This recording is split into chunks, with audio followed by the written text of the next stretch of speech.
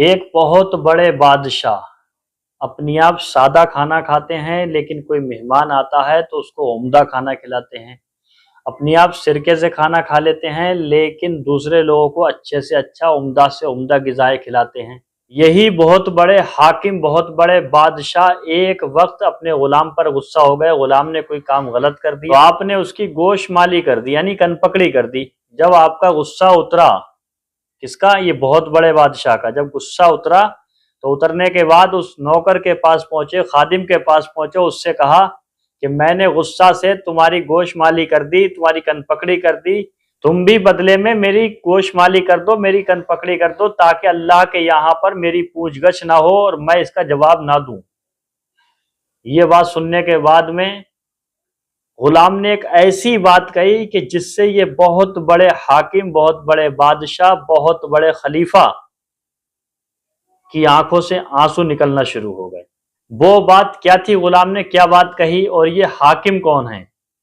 آئیے ان کے بارے میں جان لیتے ہیں۔ میں ویڈیو کو شروع کرتا ہوں، بہت اہم۔ السلام علیکم ورحمۃ اللہ وبرکاتہ۔ بسم اللہ الرحمن الرحیم۔ خلیفہ سوئم حضرت عثمان بن عفان، حضرت عثمان غنی، حضرت عثمان ذو النورین، یعنی تیسرے خلیفہ حضرت عثمان غنی رضی اللہ تعالیٰ عنہ کو اللہ نے بہت دولت عطا کی، اور آپ تجارت کیا کرتے تھے۔ تجارت میں آپ کو بہت زیادہ منافع ہوتا تھا اور آپ سارا منافع اللہ کے راستے میں خرچ کر دیا کرتے تھے۔ اخلاق آپ کے ایسے کریمانہ تھے کہ آپ اپنا کھانا سادہ کھاتے تھے، سرکے سے کھاتے تھے، لیکن اگر کوئی دوسرا انسان آ گیا تو اس کو عمدہ کھانا کھلاتے، کوئی رشتہ دار یا کوئی دوسرا باہر کا آ گیا تو اس کو اور لذیذ سے لذیذ کھانے کھلاتے، لیکن اپنا کھانا سادہ رکھتے تھے۔ آپ کے بہت سے نوکر تھے۔ ایک دن ایک نوکر سے، خادم سے، غلام سے غلطی ہو گئی، آپ کو غصہ آیا اور آپ نے اس کی گوش مالی کر دی، کن پکڑی کر دی۔ جب آپ کا غصہ اترا تو آپ کو خیال آیا کہ بندہ خدا کی میں نے کن پکڑی کر دی، اپنے نوکر کی، اپنے خادم کی کن پکڑی کر دی، وہ بھی ایک انسان ہے، میں بھی ایک انسان ہوں۔ تو آپ کا اخلاق ملاحظہ کریں۔ آپ اپنے اخلاق کے نمونہ پیش کرتے ہوئے آپ اس کے پاس پہنچے اور اس سے کہا کہ بندہ خدا، میں نے غصہ میں آ کر کے تیری گوش مالی کر دی، تیری کن پکڑی کر دی، بدلے میں تو بھی میری گوش مالی کر لے اور اپنا بدلہ پورا کر لے، انتقام لے لے۔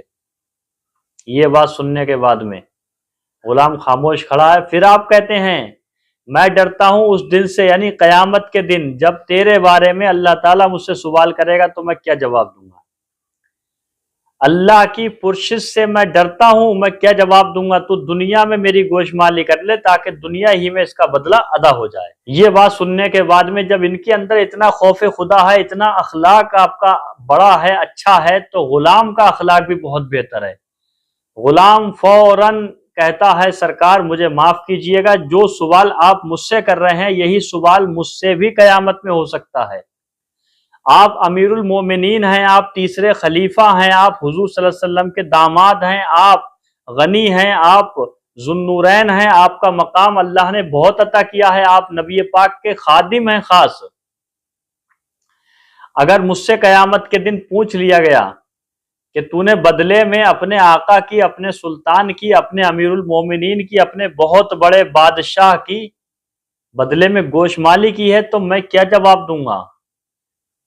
یہ بات سننے کے بعد میں خلیفۃ المسلمین حضرت عثمان غنی کی آنکھوں سے آنسو نکلنا شروع ہو گئے، اور آپ نے فوراً اس غلام کو آزاد کر دیا۔ فرمایا تو آج تک غلام تھا، لیکن اب میں نے تجھے آزاد کر دیا۔ اس چھوٹے سے واقعے سے ہم اور آپ کیا سبق حاصل کریں گے، کیا عبرت حاصل کریں گے؟ ہمیں یہ عبرت حاصل کرنی ہے کہ اگر ہمارا کوئی غلام ہو جائے یا ہمارے یہاں کوئی کام کرے، ہمارے زیر اہتمام کوئی کام کرے، تو ہمیں اس پر ظلم نہیں کرنا چاہیے، غریبوں کو ہمیں نہیں ستانا چاہیے، جو ہم سے کم دولت کے ہیں دنیاوی طور سے ان پہ اوپر ہمیں شفقت کرنی چاہیے۔ جب ایک وقت کا سلطان سے بھی بڑا مرتبہ ہوتا ہے خلیفہ کا، ایک خلیفہ سارے سلطانوں سے بڑا ہوتا ہے، وہ خلیفہ غلام کے ساتھ اتنا اچھا پیش آ رہے ہیں تو ہمارا بھی یہ چاہیے کہ ہم بھی دوسروں کے ساتھ اچھا پیش آئیں۔ اور کھانے کی بات ہے کہ ہم زیادہ سے زیادہ ان کے نقش قدم پہ چلتے ہوئے مہمانوں کو، دوسرے لوگوں کو اچھے سے اچھا کھلائیں، اور अपने आप कम खाने पर कनाअत करें। इससे हमें ये सबक मिलता है, यानी दूसरों की भलाई करो, दूसरों की मदद करो तो अल्लाह ताला तुम्हारी मदद करेगा। वीडियो आपको कैसा लगा कमेंट में आप जरूर बताएं।